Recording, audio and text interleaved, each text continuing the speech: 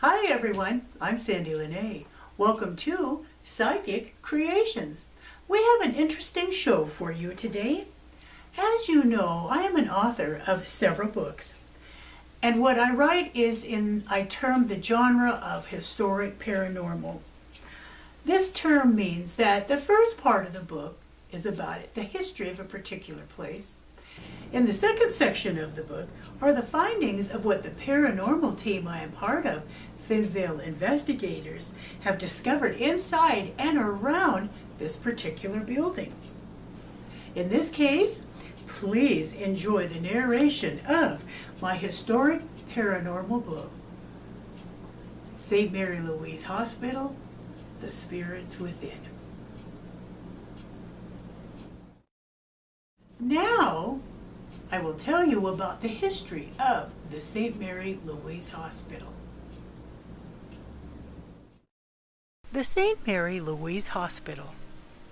The Catholic institutions were the cause of charity and education in northern Nevada were conducted by the Sisters of Charity and Reverend Father Minogue. Their buildings commenced in 1864 for the Nevada Orphan Asylum, St. Mary's Hospital, St. Mary's School for Girls, and St. Vincent's School for Boys, were situated a few blocks from the St. Mary's in the Mountains Church on East Street.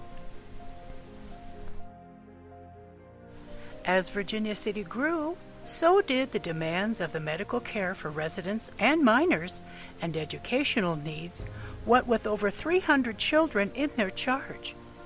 The Sisters of Charity and Father Minogue set forth in procuring land for a larger institution. Mrs. Mary Louise Mackey played a pivotal role in establishing a facility. The grounds, 6 acres, purchased in 1875, were presented to Father Patrick Minogue by Mrs. Mackey, with husband, Bonanza King John Mackey, adding in the construction of the new building by his generosity, which was gratefully acknowledged. 1 month before construction began in 1875, the Catholic Church laid the cornerstone and the ground was blessed. On March 14, 1876, the doors were opened to the new 4-story brick building, St. Mary Louise Hospital. "A comfortable home for the sick," read the headline in that morning's Territorial Enterprise newspaper. This new hospital could accommodate 60 to 70 patients in the 12 rooms and 5 public wards. The floors in the private rooms were covered with Brussels carpets, and the floors of the public wards were covered with an oilcloth made of ground cork, which is very thick and possesses considerable warmth. In each room, a marble-top washstand with hot and cold water stood. All beds were made with the best springs and curled hair mattresses. Each patient's head rested on a feather pillow. Bathrooms and water closets were provided on each floor. Steam pipes heated each room and all hallways. The sick can find no quarters in this city so comfortable as those provided at the St. Mary Louise Hospital, ends the lengthy Territorial Enterprise article. St. Mary Louise Hospital was built in the Italianate style of architecture, a distinct 19th century phase in the history of classical design. The St. Mary Louise Hospital shows many of the Italianate designs in its garbled roof, balconies, balustrades which conceal the roof scape, an attic with a row of awning windows between the eave brackets, the window being tall, narrow, and evenly spaced with a decorative hood over the top, large main entryway, and rounded porch columns with Tuscan base, square decorated plinth, and a Doric capital. The entrance doors appears to have reserved the Gregorian building style with heavily decorated wood panels, transom windows, and sidelights. Inside the hospital was an operating room filled with the finest conveniences for any surgeon, a peaceful recovery room, a kitchen containing a hotel-sized cooking range presented by wife of another Bonanza King, James Fair, pleasant dining room, A fully supplied doctor's office, comfortable parlors, a chapel with a swinging window that opened onto a large public ward for those patients who were unable to attend service, and a well-stocked reading room.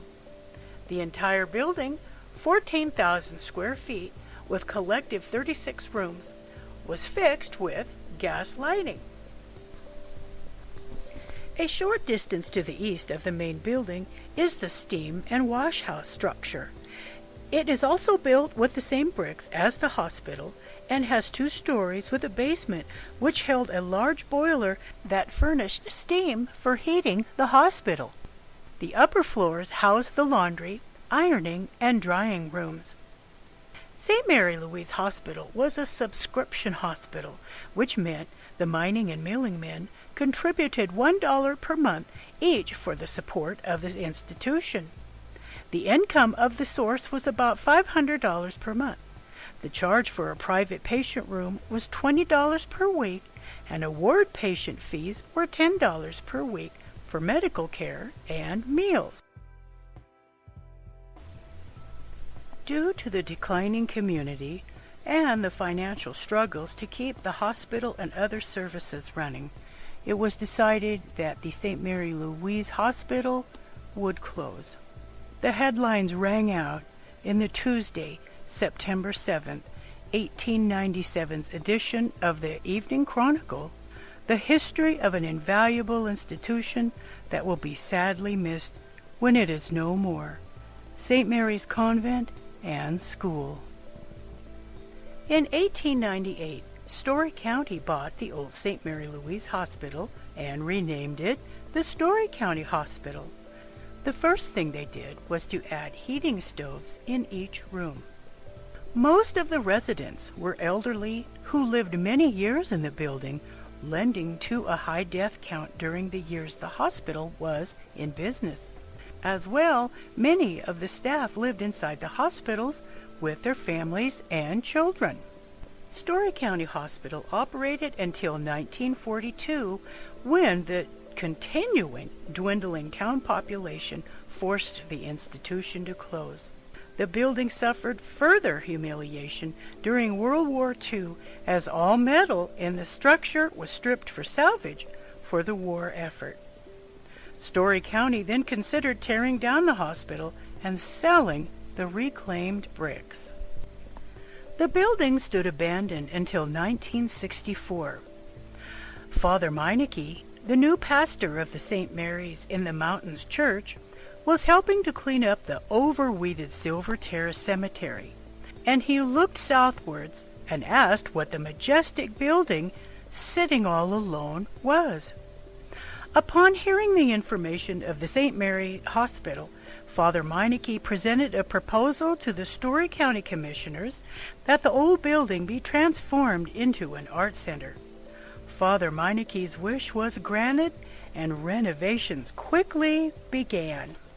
During the 1960s to the 1990s, the St. Mary's Art Center, SMAC, only operated from May through October, offering art instruction and lodging on a weekly basis.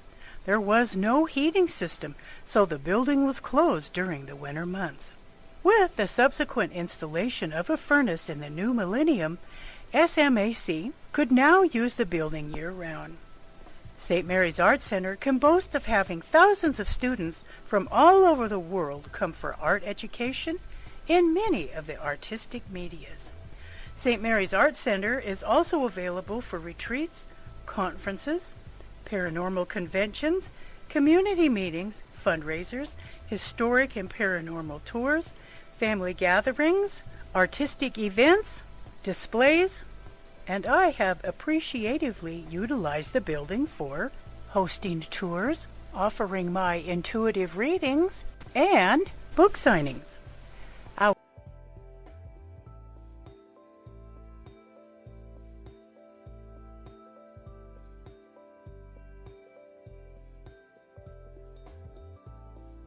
Our Thin Veil investigative team has offered overnight ghost hunting parties, hosting radio shows, and giving lectures.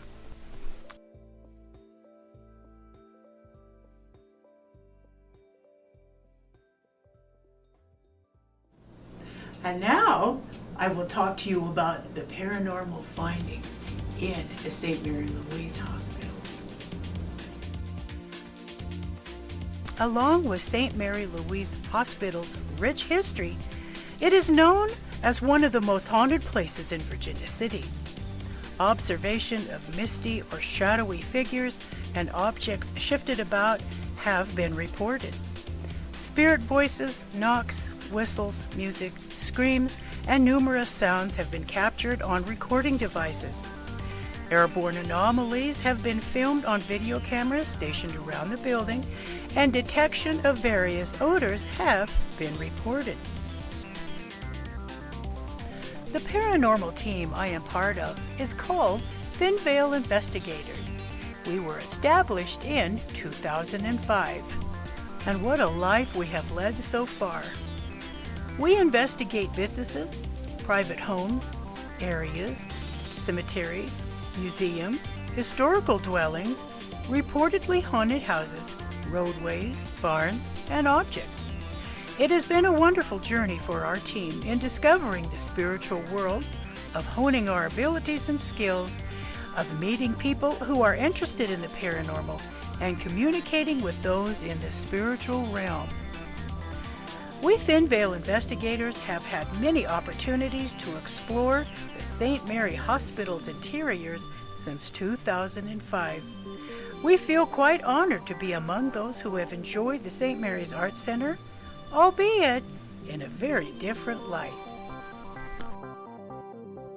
I will now describe and explain many of Veil Investigators' encounters with the spirits of St. Mary Louise Hospital/Art Center.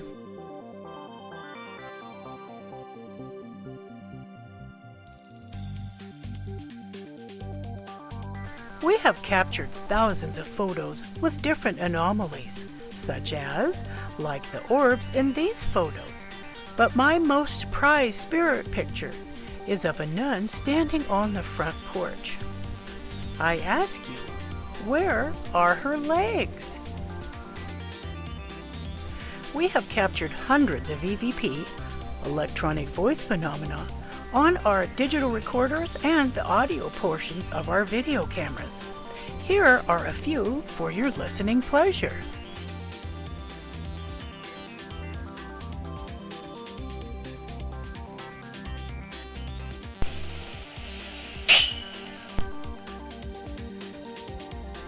There is a spirit we lovingly dubbed the Whistler, following our two EVPs of the whistling sounds.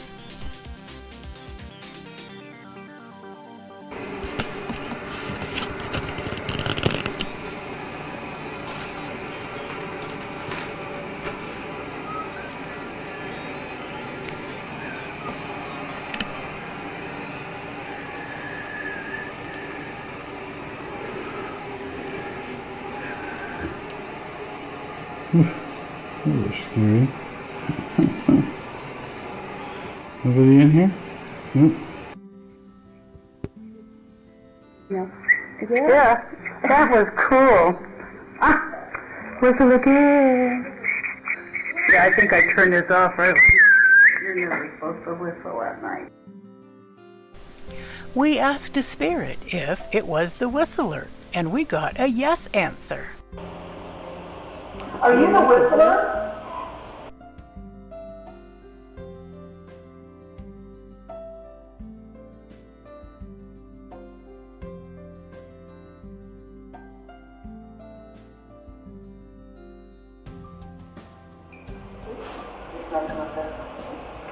I can't even get up.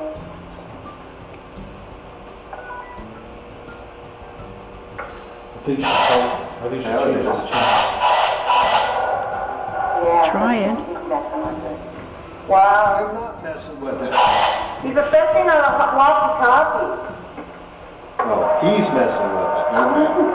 Maybe he'll say something on it. Wait a second. Okay, go through the walkie-talkie and try to say something. He is, my God. That sounds like someone in pain. Can they hear that? Huh? Are they hearing you? Yeah. Were you 27 when you passed away? Were you 27? Woo! You went right over. Wow! Oh my gosh! Did you take your own life? He took his own life. Wow.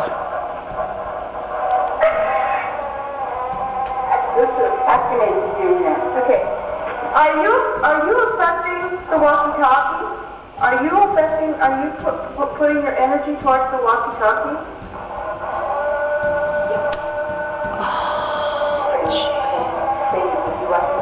He doesn't know the walkie-talkie. I bet you anything he's drawing his energy out of that And you two make that noise. Can you say something through the walkie-talkie? This is a walkie-talkie. Make it. Can you turn it off? Can you fix that walkie-talkie? He doesn't know the radio is. The numbers sometimes are getting darker and there's some other light. That's weird.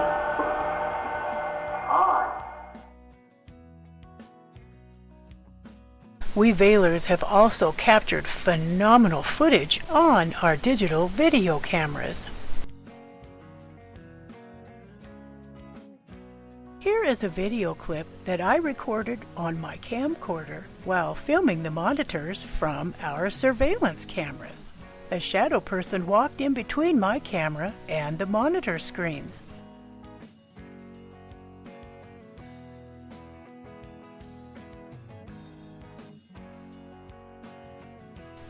I did not see this anomaly until I uploaded my memory card.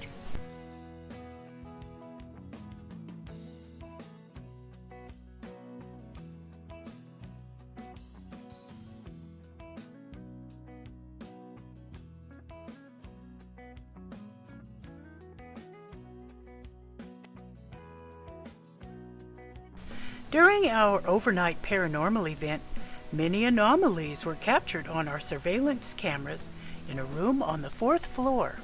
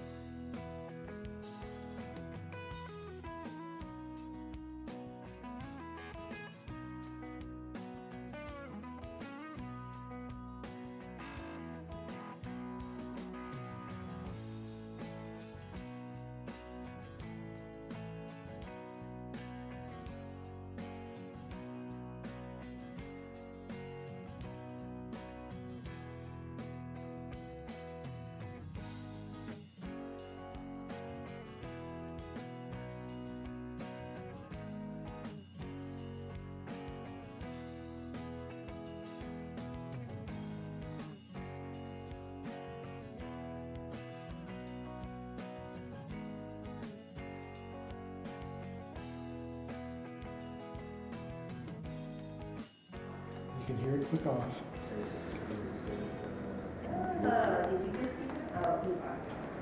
And on it comes. And back Here on. it comes. Isn't that something? Oh, I love it. And just for scientific proof, we'll do it twice. Okay. Okay,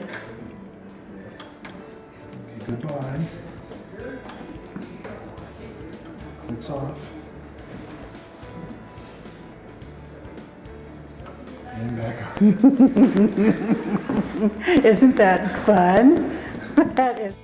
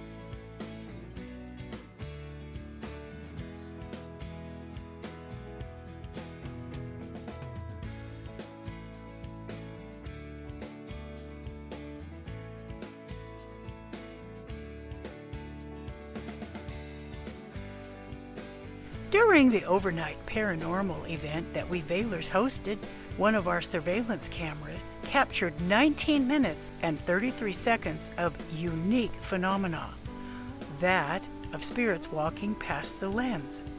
Here are a few clips from that fascinating video.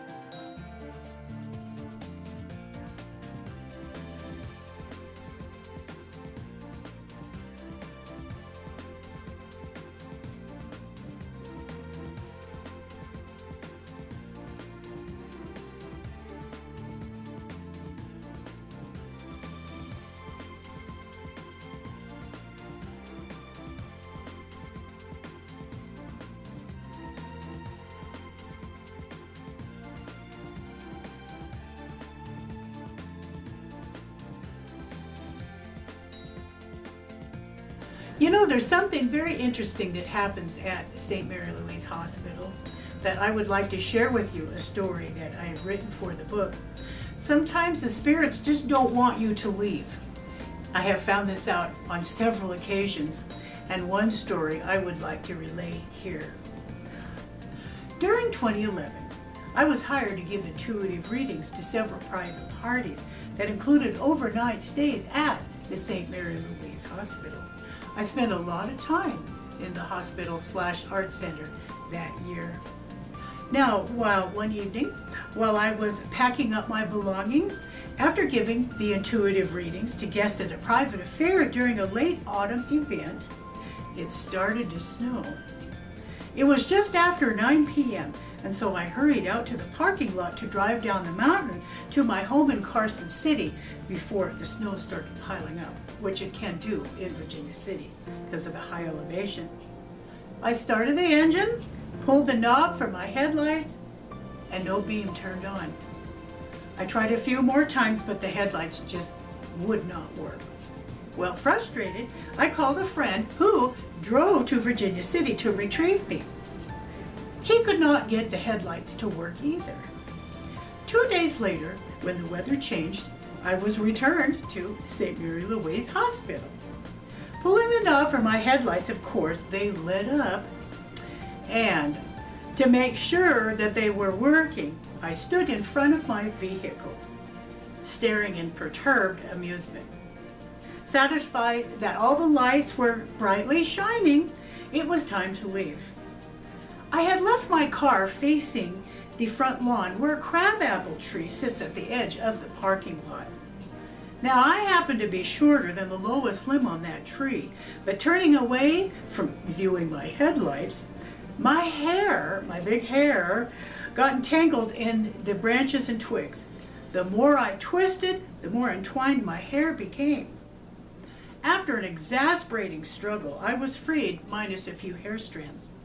Looking towards the hospital then, I hollered out a loud, "I can't stay here with you," to the spirits.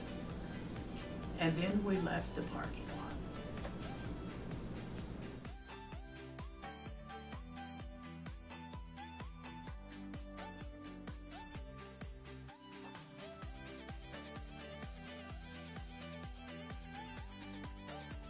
If you are interested in having this volume for your own personal library collection, you can purchase my book, St. Mary Louise Hospital, The Spirits Within, at my website, which is www.sandiepsychicstones.com. Well, I hope that you enjoyed the show. Isn't this cool? Now, if you would like to be a guest speaker on my Psychic Creation show, please note that the content is of the paranormal and the spiritual and the metaphysical. You can get a hold of me at my website, which is www.sandiepsychicstones.com, or you can contact me too at my email, which is admin@sandiepsychicstones.com. Thank you so much for watching Psychic Creations, and we'll see you next show.